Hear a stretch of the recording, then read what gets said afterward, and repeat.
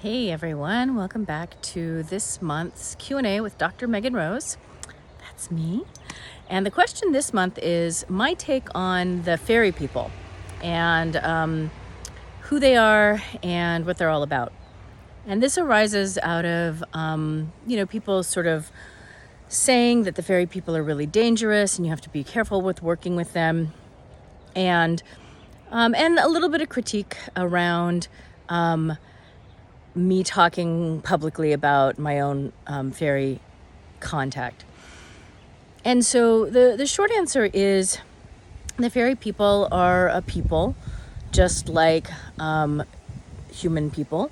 And there are other, people, if you take a more indigenous spirituality approach, there's rock people and plant people and human people and all different kinds of people. So they're a kind of being, if you think of it like working with angels, otherworldly beings. And I think angels is a great example because that generally people think, oh, angels, they're all good and kind and loving. And that's not actually historically and folklorically true, right? There were angels that smote people, right? And that were not always helpful to humanity. There were the rebel angels. And so, when you talk about any group of people, you have to understand that it's just as varied and diverse as saying, talking about a group of people like Americans. You can't say all Americans are this way. There are so many different people and groups and identities within the larger identity of fairy. And I also think that a lot of the prohibitions and the warning around the fae were, number one, because that they don't operate by the same moral code that humans operate by. So if you don't know what you're doing with them, you can get into a little bit of hot water. But also, you have to really, when you look at the folkloric accounts of the fae, you have to really ask yourself who was recording the folklore, right? Because a lot of the folklore was shared orally and passed down orally. And then at some point, someone collected it and wrote it down. Now, the people that collected it and wrote it down were often clearly educated, first of all, but often very associated with the church.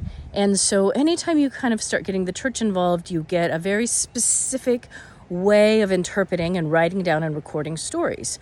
And they are often not necessarily very complementary to the earth-based pagan indigenous ways. They take a very pejorative view towards that. And as a result, for people and practitioners of the fairy faith, which the church was often seeking to supplant and sort of eradicate in some cases, they recorded stories that were not necessarily favorable of the fae.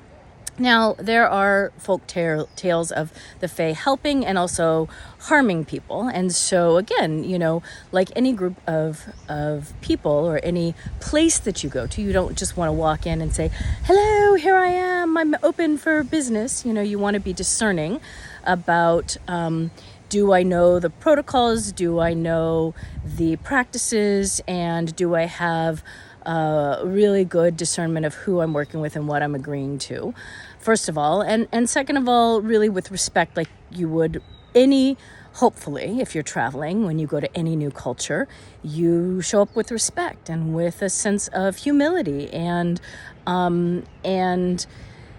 beginning from a place of openness and certainly, gift-giving, offerings, all of that kind of stuff. So that's my take on the fae, and you can read more about that in my book on spirit marriage. And if you're interested in having more conversations of this, you can join my Spirit Marriage public discussion group on Facebook or join my Spirit Marriage group Deepening program, where a lovely core group of practitioners are coming together to deepen their spirit marriage practices. All right, have a wonderful month. See you next month.